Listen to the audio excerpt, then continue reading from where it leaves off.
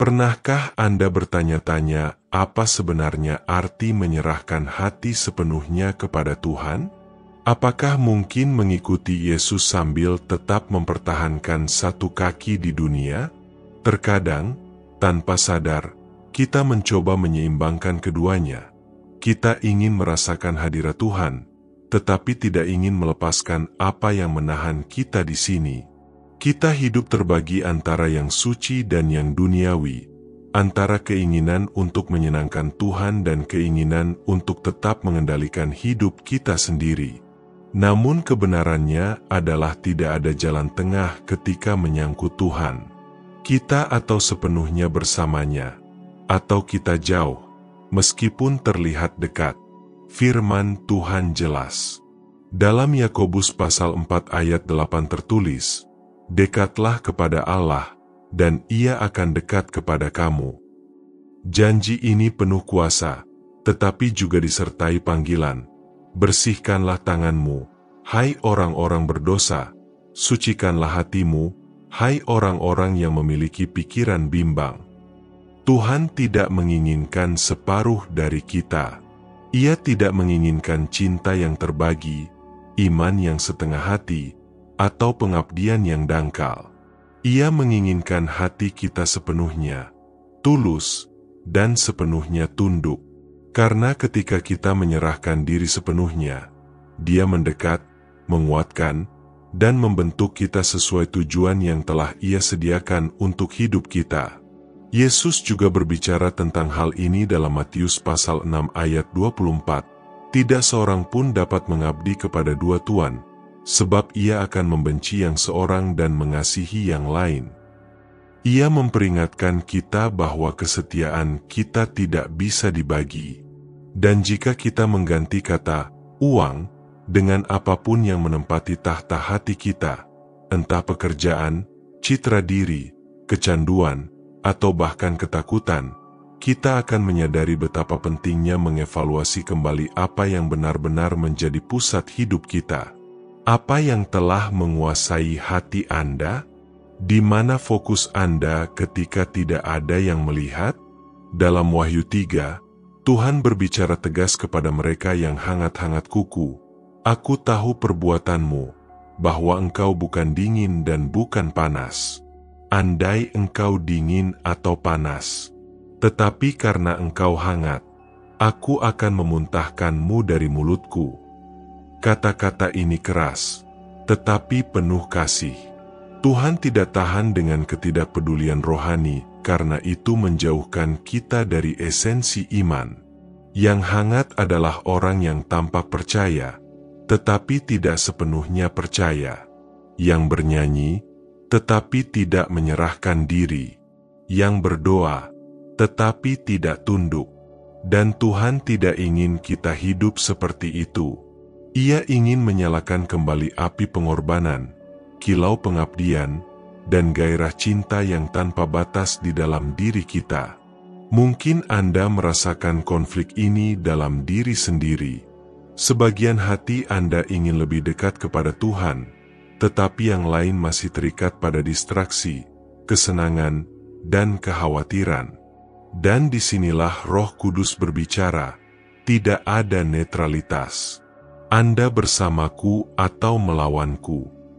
Panggilan ini jelas. Tuhan ingin menyalakan kembali api baru dalam diri Anda, cinta yang murni, iman yang hidup. Tetapi itu hanya terjadi ketika Anda memutuskan untuk menyerahkan segalanya. Ketika Anda berlutut dan berkata, "Tuhan, aku menyerah. Ambillah seluruh hatiku." Jika pesan ini menyentuh hati Anda sekarang, jangan abaikan suara ini. Tuhan mengetuk pintu hati Anda, menunggu Anda membukanya sepenuhnya. Bukan dengan takut, tetapi dengan percaya. Karena ketika Anda menyerahkan diri, Dia mengubah kesakitan menjadi kekuatan, kekosongan menjadi tujuan, rasa bersalah menjadi kasih karunia. Jika firman ini berbicara kepada Anda, daftarlah ke saluran ini, sukai video ini, dan bagikan kepada seseorang yang juga perlu mendengar pesan ini.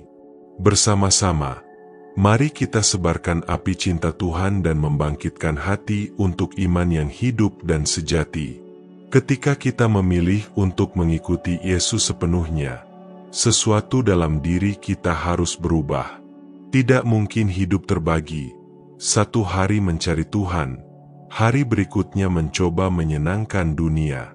Iman sejati menuntut keputusan, menuntut penyerahan. Dan dalam penyerahan itulah kita menemukan kebebasan.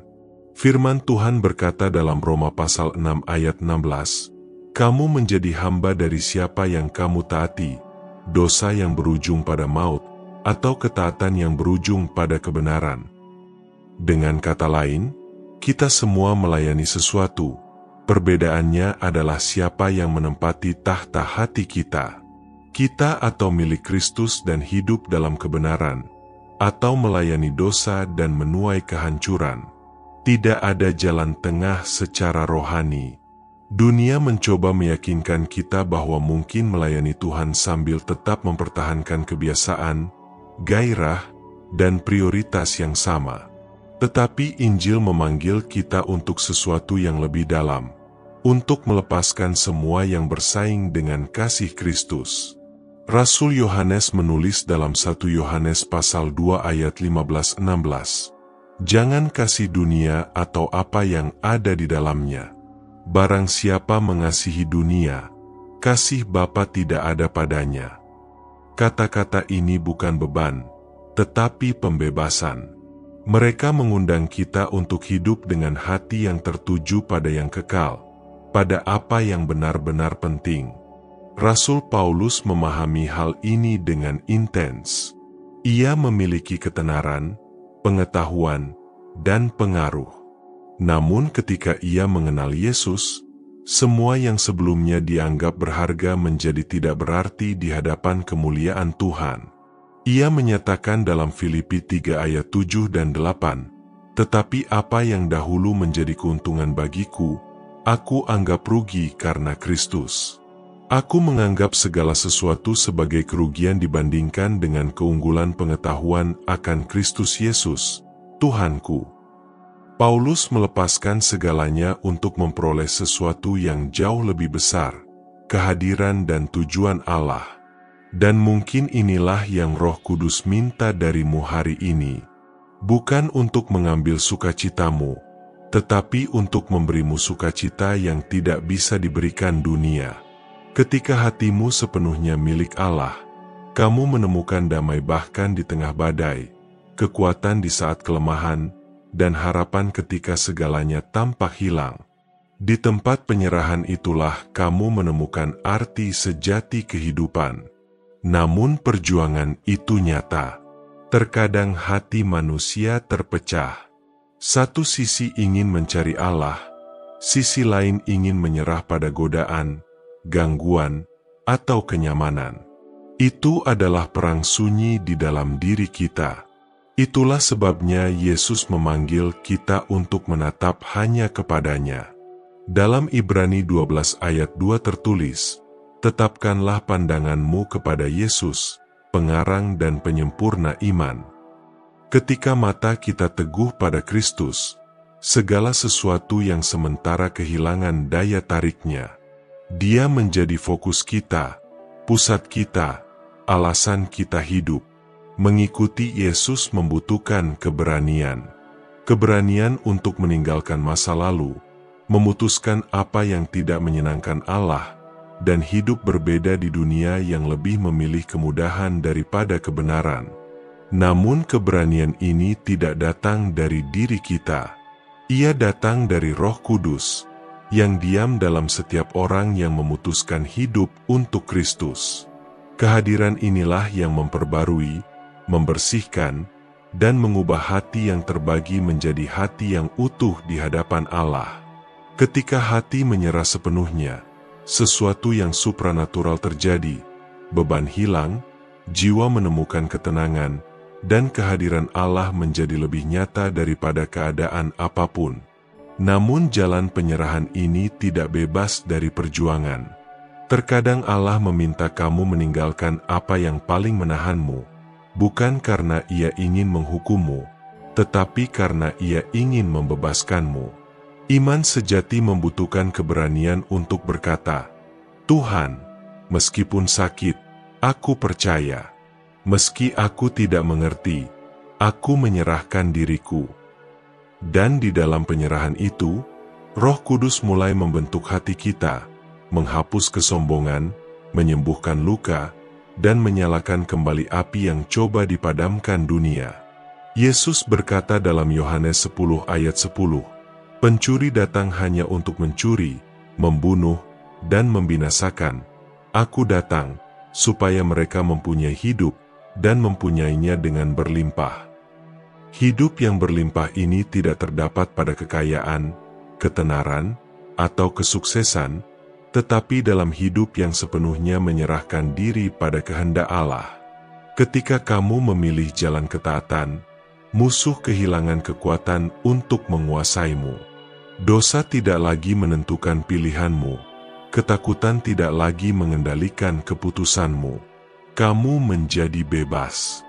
Bebas untuk mengasihi, memaafkan, melayani, dan berjalan dalam damai. Inilah hidup yang Bapa sediakan bagi mereka yang memilih berkata, "Ya," kepadanya setiap hari. Tetapi pilihan ini bersifat harian. Setiap hari dunia akan mencoba merebut hatimu. Setiap hari kamu akan diuji untuk mundur, melihat ke belakang, dan berpuas diri dalam zona nyaman iman. Itulah sebabnya Yesus berkata dalam Lukas 9 ayat 62, "Tidak ada seorang pun yang menaruh tangannya pada bajak dan menoleh ke belakang layak bagi kerajaan Allah." Dia memanggil kita untuk terus maju, teguh, tanpa mundur. Karena kerajaan Allah adalah untuk mereka yang tegas, yang tekun, dan yang mengasihi sampai akhir. Dan ketika ujian datang, dan itu pasti akan datang, ingatlah janji dalam Yesaya 41 ayat 10.